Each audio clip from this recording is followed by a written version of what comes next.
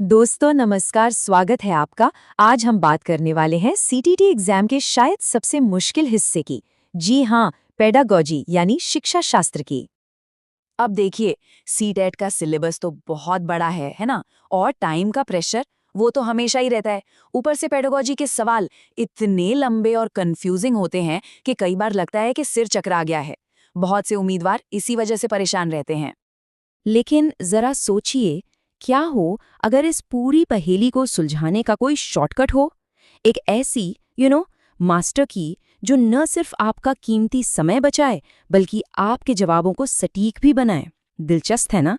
तो चलिए आज इसी रात से पर्दा उठाते हैं। तो वो समाधान है क्या? चलिए सीधे पॉइंट पर आते हैं। ये है पॉजिटिव और नेगेटिव टैग वर्ड्स की स्ट्रैटेजी। यकीन मानिए, ये एक बहुत ही पावरफुल तरीका है पेडागोजी के सवालों को चुटकियों में हल करने का। हाँ, पर एक मिनट, इससे पहले कि कोई सोचे कि ये कोई रटने वाली ट्रिक है तो रुक जाइए। ऐसा बिल्कुल नहीं है। ये टैग वर्ड्स असल में एजुकेशन साइकोलॉजी की एक गहरी समझ से निकले हैं। ये एनसीएफ और एनईपी के जो मूल सिद्धांत है ना, उन्हीं पर बेस्ड हैं। और सारा खेल, जैसा मैंने कहा, बच्चे को सेंटर में रखने का है। इसे और भी आसान बनाने के लिए चलिए इन्हें ग्रीन फ्लैग्स और रेड फ्लैग्स का नाम देते हैं। सोचिए जैसे ट्रैफिक सिग्नल होता है। ग्रीन फ्लैग्स यानी वो शब्द जो दिखाते हैं कि हाँ, ये रास्ता सही है, ये मॉडर्न चाइल्ड सेंटर्ड अप्रोच की तरफ इशारा करते हैं और लगभग हमेशा सही जवाब होते हैं। और रेड फ्लैग्स, वो है खतरे की घंटी। ये पुरानी टीचर सेंटर तरीकों की निशानी है और हमें इनसे दूर रहना है, मतलब उन ऑप्शंस को सीधे सीधे एलिमिनेट कर देना है।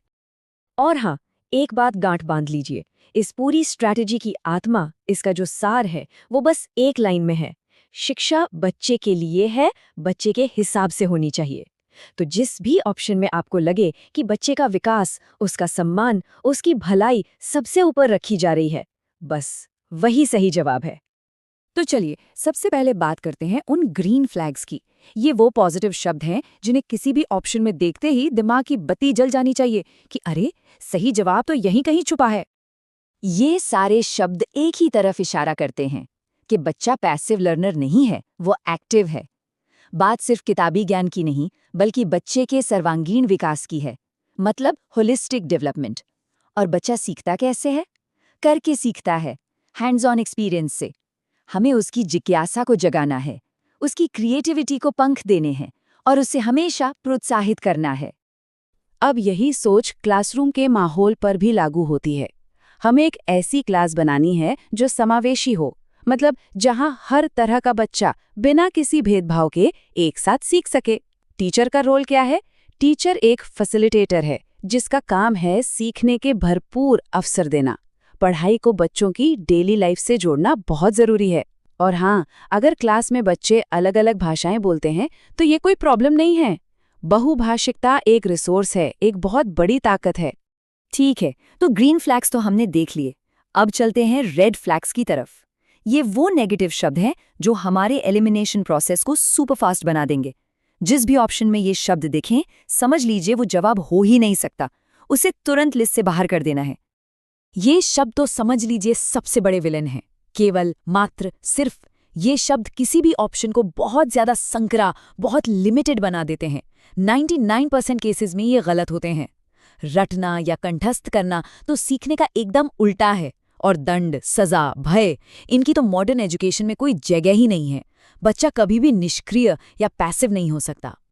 इसी तरह कोई भी ऐसी अप्रोच जो पुस्तक केंद्रित हो या शिक्षक केंद्रित हो, वो अब आउटडेटेड है। शिक्षा हमेशा और हमेशा बाल केंद्रित ही होनी चाहिए। बच्चों को होशियार, कमजोर जैसे ग्रुप्स में बांटना या उन पर किसी तरह का लेबल लगाना, ये बिल्कुल गलत है।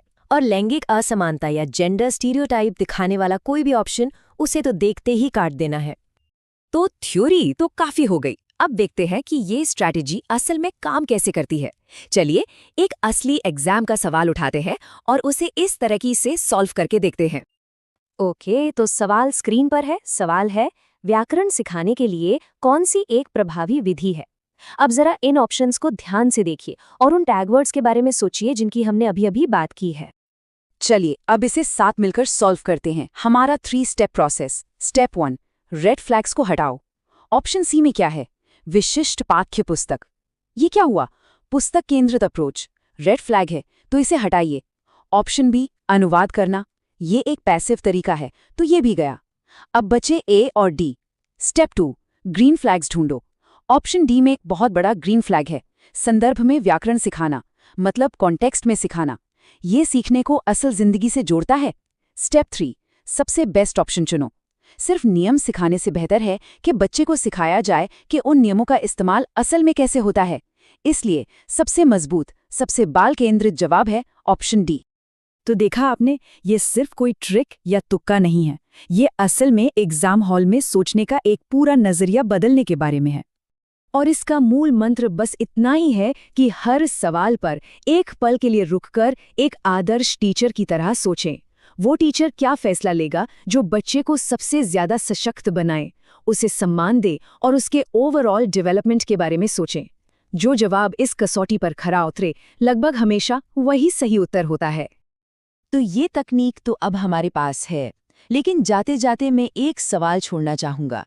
अगर ये सिद्धांत, ये आइडियल्स इतने साफ हैं, इतने अच्छे हैं, तो फिर इन्हें हमारे असली क्लासरूम में, ज़मीनी हकीकत में लागू करने में सबसे बड़ी चुनौतियां क्या आती हैं?